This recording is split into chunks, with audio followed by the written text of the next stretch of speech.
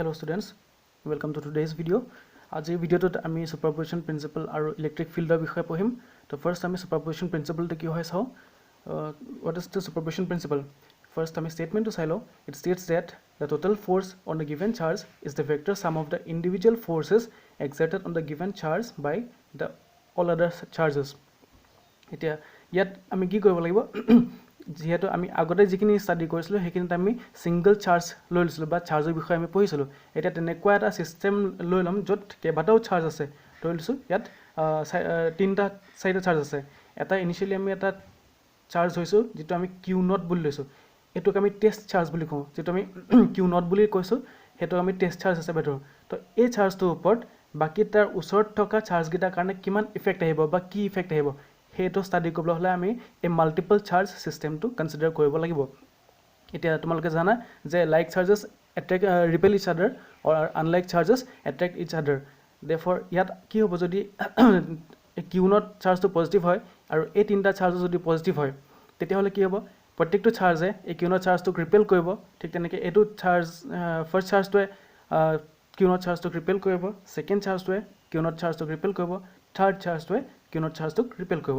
তো গতিকে আমি ইয়াৰ ওপৰত কিউ নট চাৰ্জটোৰ ওপৰত এটা টোটেল ফোৰ্স পাম যেটো এই গুটেকিটা চাৰ্জৰ কাৰণে যেটো ফোৰ্স এক্সাৰ্ট হ'ব সেই ফোৰ্স গিটাৰ ৰিজাল্টেন্ট হ'ব। ঠিক আছে। তো আমি ইয়াত কি কৰিব লাগিব কিউ নটৰ ওপৰত ফোৰ্স উলিয়াবলৈ যাওতে ফোৰ্স যেটো the first charge plus the force due to the second charge plus the force due to the third charge আমি উলিয়াব লাগিব। কিন্তু এটা কথা মন কৰিবা আমি ইয়াত যিখিনি এডিশন কৰিছো সেইখিনি জাস্ট ভেক্টৰিয়েল এডিশন হ'ব লাগিব। মানে আমি ভেক্টৰ সাম হে ইয়াত ল'ব পাৰিম। কিয়নো কাৰণ যেটো ফোৰ্স এক্সাৰ্ট হৈছে ফোৰ্সৰ এটা পাৰ্টিকুলাৰ ডাইৰেকশন আছে। এটো চাৰ্জ যদি ইয়াৰ ওপৰত ফোৰ্স এটা এক্সাৰ্ট কৰে তেতিয়া হলে ই ইয়াক ৰিপেল কৰিব। ৰিপেল কৰিলে ফোৰ্সটো ডাইৰেকশন কোনটো থাকিব এফালে থাকিব। ঠিক তেনেকৈ এটো যেটো চাৰ্জ আছে এই চাৰ্জটো এটো কিউ নট চাৰ্জটোৰ ওপৰত এটা ফোৰ্স এক্সাৰ্ট কৰিব। যেহেতু ৰিপেল কৰিছে তাৰ মানে কি এটো চাৰ্জে ইয়াক নিজৰ ফালে নিজৰ পৰা আঁতৰাই পঠিয়াব। তো আঁতৰাই পঠিয়াব মানে এটো ডাইৰেকশনত আমি এটা ফোৰ্স পাম। ঠিক তেনেকৈ আমি এই vector sum of the forces ল'ব লাগিব সুপাৰপজিশন প্ৰিন্সিপলত। Total force acting on Q not হ'বগে the sum of all this forces. ঠিক আছে। তো ইয়াত আমি স্টেটমেন্টটো কি লিখিছিলো it states that the total force on a given charge is the vector sum of the individual forces exerted on the given charge by all the other charges. তো ইয়াত আমি ইনিশিয়ালি কিউ নট চাৰ্জ এটা লৈছো দেখিছেনে এটো Q not charge যেটো আমি test charge হিচাপে লম কিউ নট লিখিছো। এতিয়া আমি মাল্টিপল চাৰ্জ সিস্টেম যেটো লৈছো ইয়াত আমি ইনিশিয়ালি তিনটা চাৰ্জ লৈ লৈছো।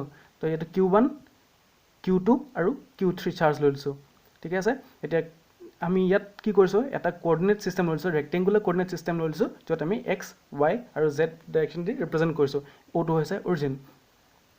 ইয়াত আমি কিউ নট চাৰ্জ যেটো লৈছো সেই কিউ নট চাৰ্জটো পজিশন ভেক্টৰটো with respect to the origin আমি r নট বুলি ধৰিছো।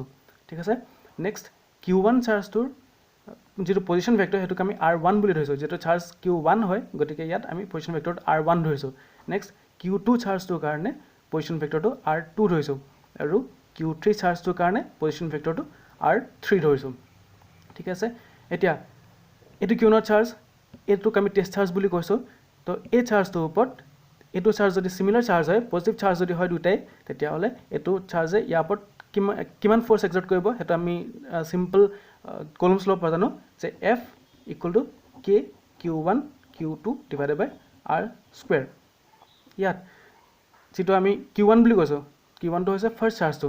নেক্সট Q2 চাৰ্জটো ইয়াত কিমান আছে আমি সেকেন্ড চাৰ্জটো Q নট বুলি ধৰিছো।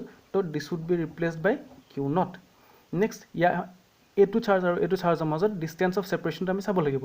এতিয়া এটো চাৰ্জ আৰু এটো চাৰ্জৰ মাজত ডিসটেন্স অফ সেপাৰেশন কিমান আছে আমি ইয়াত যেটো চাৰ্জ গিটা 1 আৰু 0 ধৰিছো। তো ইয়াত পজিশন যেটো ডিসটেন্স আছে সেই ডিসটেন্সক আমি ইউনিট ভেক্টৰ r10 হিচাপে দেখাইছো। ঠিক আছে বা ভেক্টৰ r10 হিচাপে দেখাইছো। গতিকে ইয়াত ডিসটেন্স অফ সেপাৰেশন ইয়াত কিমান হৈ যাব r10। এটো হ'ল ফোৰ্স যেটো দা ফাৰ্স্ট চাৰ্জ যেটো আমি f1 বুলি ধৰিব পাৰো বা f01 বুলি ধৰিব পাৰো। 01 কিয় ধৰিছো কাৰণ আমি ইয়াত ফোৰ্স টু ভেক্টৰ হিচাপে লিখিম আৰু এটো আমি কি ফোৰ্স লৈছো force acting on the test charge q not due to the first charge q1। এটো 0 টো কিউ নট চাৰ্জটো বুজাইছে আৰু 1 টোৱে ফাৰ্স্ট চাৰ্জ q1 টো বুজাইছে। ঠিক আছে।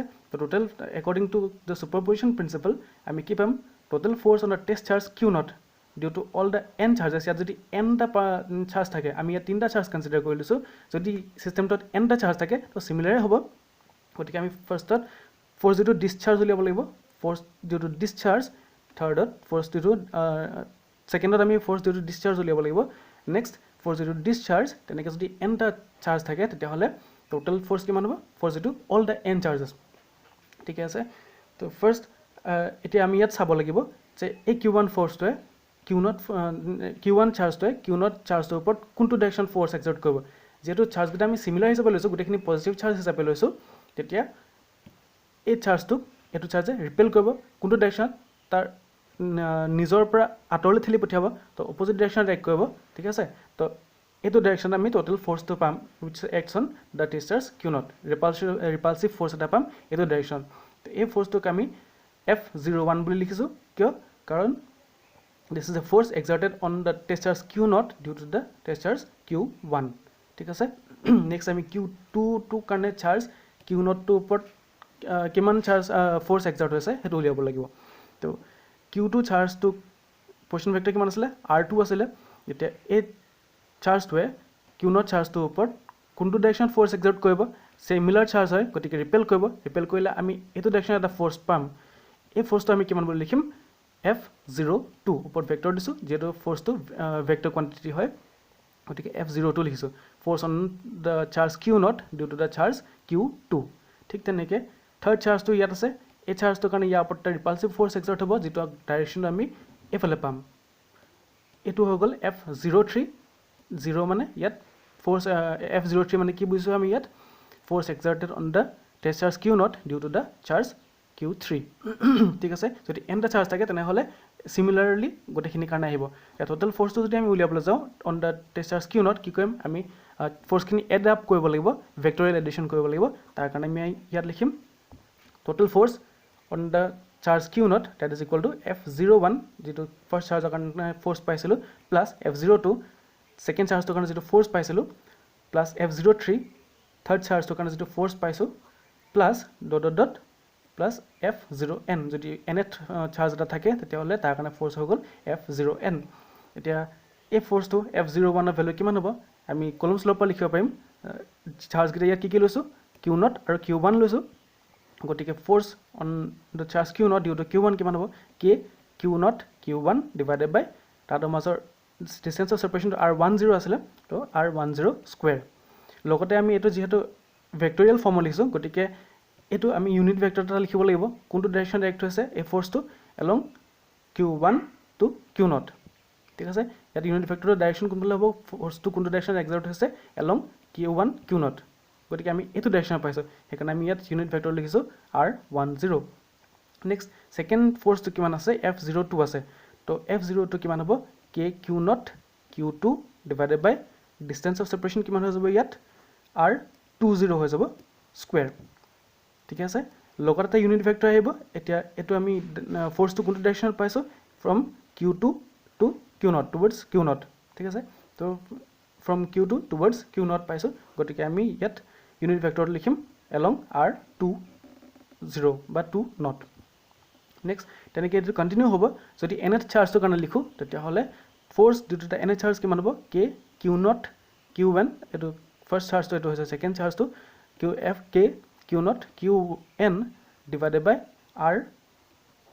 Rn0 স্কুৱেৰ লগত ইউনিট ভেক্টৰটো আহিবই ইউনিট ভেক্টৰটো কিমান হ'ব ইয়াত ইন দিছ কেছ Rn0 বা n0 এতিয়া এইটো আমি কম্বাইন কৰি পেলাই লিখি দিম সামেশ্যন হিচাপে লিখিম তো এই বস্তুটো আমি কম্বাইন কৰিবলৈ হ'লে কি হ'ব ইকুৱেশ্যনটো F ইকুৱেল টু K এইটো গোটেইকেইটাতে আছে গোটেইকেইটা টাৰ্মত আছে গতিকে আমি এইটো কনষ্টেণ্ট হিচাপে বাহিৰত লৈ আহিলোঁ K সামেশ্যন আহি গ'ল সামেশ্যন I goes from 1 to n লিখিছোঁ কিয় লিখিছোঁ আমি কাৰণ আমি ইয়াত চোৱা Q0 টো গোটেইকেইটাতে একেই আছে হ'লে ইয়াত কোনটো চাৰ্জ ইনক্ৰিজ কৰি গৈ আছে বা আমি কোনটো চেঞ্জ কৰি গৈ আছোঁ ইয়াত ছেকেণ্ড চাৰ্জটো চেঞ্জ কৰিছোঁ Q1 Q2 Qn তেনেকৈ গৈ আছে ঠিক আছে তো আমি ইয়াত এইটো Qi লিখিছোঁ and I goes from 1 to n ঠিক তেনেকৈ ডিনমিনেটৰ যিটো R10 আছে R20 আছে Rn0 আছে গতিকে আমি ইয়াত কি কৰিব লাগিব এই 1 2 n ঠাইত আমি I লিখি দিলোঁ বাকীটো 0 0 0 সেইটো আমি 0 ৰাখি দিলোঁ